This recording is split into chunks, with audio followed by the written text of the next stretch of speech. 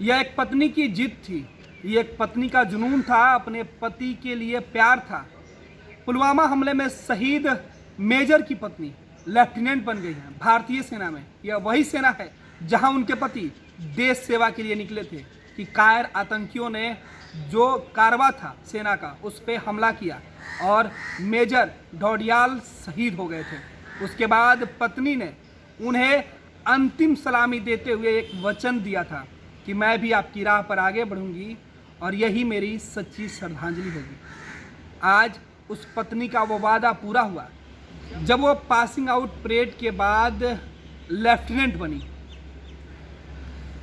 जम्मू कश्मीर के पुलवामा आतंकी हमले में शहीद मेजर विभूति शंकर ढोडियाल की पत्नी निकिता कौल आज भारतीय सेना में शामिल हो गई। निकिता कौल भारतीय सेना में लेफ्टिनेंट बनी है। शनिवार को ऑफिसर्स ट्रेनिंग एकेडमी में आयोजित पासिंग आउट परेड के बाद लेफ्टिनेंट जनरल वाईके जोशी ने उनके कंधे पर सितारा लगाकर उनको बधाई दी।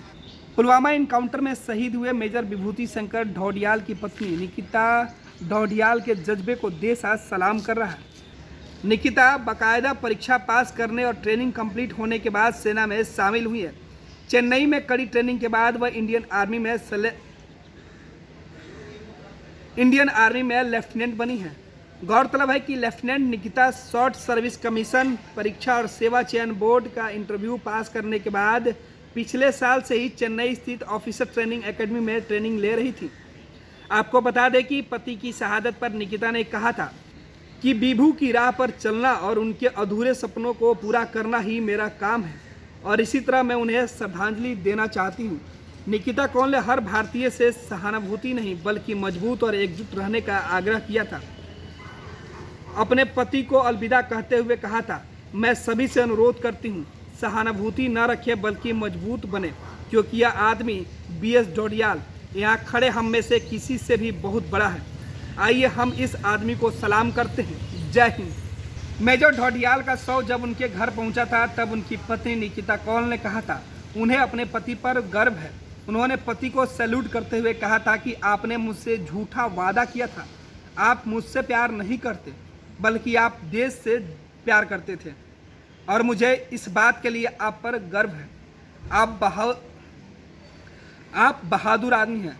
मैं आपको अपने पति के रूप में पाकर बहुत सम्मानित महसूस कर रही हूँ। मैं आपको अपनी आखिरी सांस तक प्यार करूँगी। मेरा जीवन आपके लिए ऋणी है। हाँ, यह दुख की बात है कि आप जा रहे हैं, लेकिन मुझे पता है आप हमेशा मेरे आसपास रहोगे। बता दें कि कश्मीर के पुलवामा में 8 फरवरी 2019 को आतंकियों से लोहा लेते हुए देहरादून निवासी मेजर विभूति ढोडियाल शहीद हो गए थे। गौरतलब है कि शहीद मेजर ढोडियाल की शादी मात्र 9 महीने पहले हुई थी। ऐसे में उनकी मौत के बाद उनकी 27 वर्षीय पत्नी निकिता कौल ढोडियाल विधवा हो गई थी, लेकिन निकिता ढोडियाल ने उस वक्त भी हार नहीं मानी थी।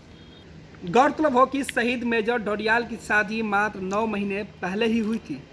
ऐसे में उनकी 27 वर्षीय पत्नी निकिता कौल ढोडियाल उनके शहादत के बाद हिम्मत नहीं हारी और उन्होंने मन बना लिया था कि वो भी सेना ज्वाइन करेंगी। उनका यह फैसला अब फलीभूत हो गया। निकिता लेफ्टिनेंट बनने के बाद अब अपने शहीद पति के नक्शे कदम पर चल देश की सेवा करने में जुट जाएंगी। सूत्रों की माने तो कोरोना के हालात समान होने पर वह उत्तराखंड की राजधानी देहरादून आएंगी। The journey has been marvelous and I believe my journey has just started. The last 11 months has made me learn so many things in my life. And I would like to thank everyone who have kept faith on me. My mother-in-law, my mother, and all those who have been part of the journey. I probably would not have done without you guys. And I would just like to say that the way you have kept faith on me, that have made my journey easier. And I just would like to end with saying that everyone, please have faith in yourself. There's absolutely nothing that can stop you from achieving what you have aimed for. Just have faith. Jai Hind, be safe. How much you remember your husband at this moment? I believe it's like a parallel world. It's a parallel world.